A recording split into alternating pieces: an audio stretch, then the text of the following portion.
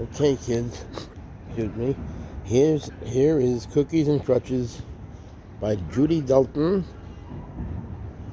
This is illustrated by Alan Tiegreen. Chapter 2. Chapter 2. Raw Dough. Troop 23 ran all the way down the stairs.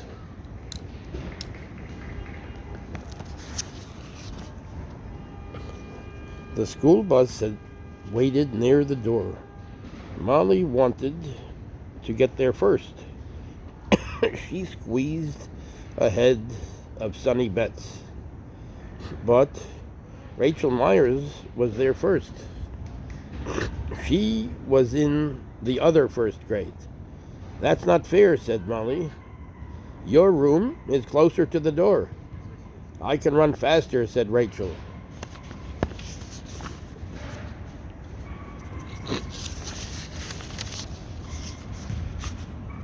"I've got my running shoes on."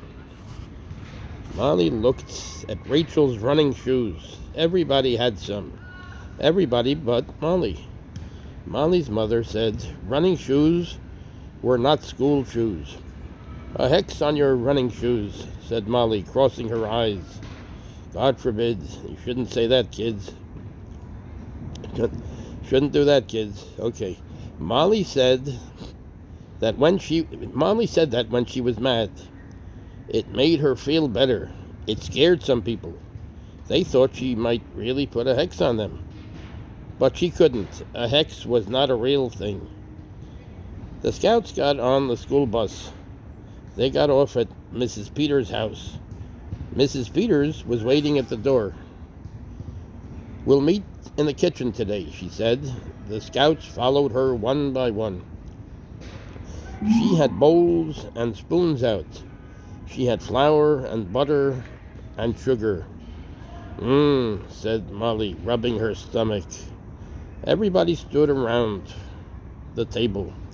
They all wanted to be in front. They all wanted to see. Mostly they all wanted a cookie. Mrs. Peters smiled. She was friendly and kind. She was a good troop leader. "Before we begin, does anyone have a good deed to report?" Mrs. Peters asked the Scouts.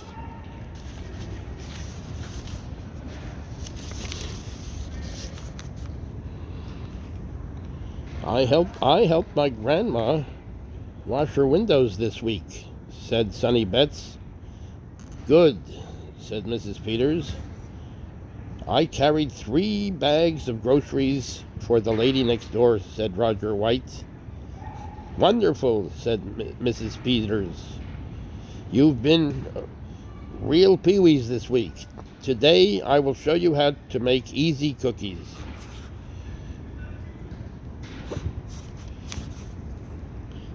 To earn your cookie badge, you must bake cookies yourself. You must bake them at home and bring one to me. I will see if you earn the badge. Your parents must not help, but they must know you are using the stove, and they must write a note saying you baked them yourselves. Do you all understand what to do?" The Scouts nodded, all except Roger White. "Baking cookies is for girls," he said. "It is not," said Sonny Betts. "Sissy," said Roger. "Mama's boy." Lots of people thought Sonny was a sissy.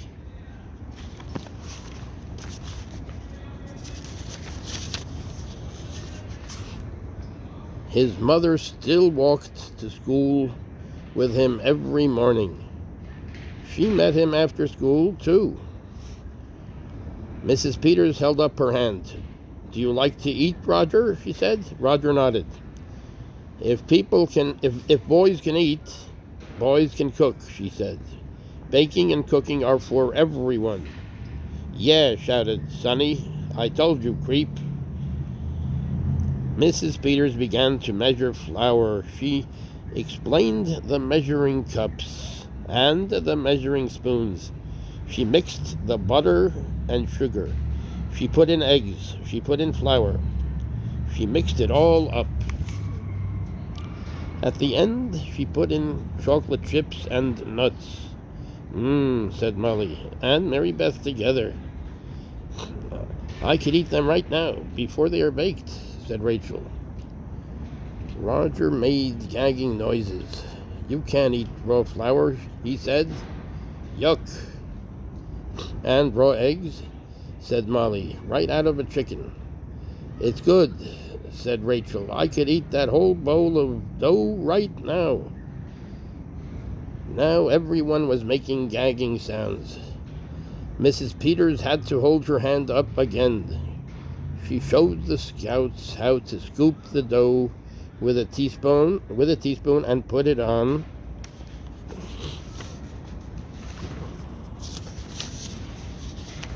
the pan. When the pan was full, she put it into the oven. Now, she said, we put the timer on for 12 minutes. While we wait, we will sing our Pee-wee Scout song. Troop 23 got into a circle. Mrs. Peters washed her hands at the sink. Everybody sang Pee-wee song to the tune of Old MacDonald Had a Farm. Scouts are helpers, scouts have fun. Pee-wee, Pee-wee Scouts. We sing and play when work is done. Pee-wee, Pee-wee Scouts. With a good deed here and an errand there. Here a hand, there a hand, everywhere a good hand. Scouts are helpers, scouts have fun. Pee-wee, Pee-wee Scouts. So that's a nice Pee-wee song. While the scouts sang, they sniffed the air. The cookies smelled wonderful baking. That's the end of Chapter 2, Cookies and Crutches, Judy Delton. Illustrated by Alan Tiegreen.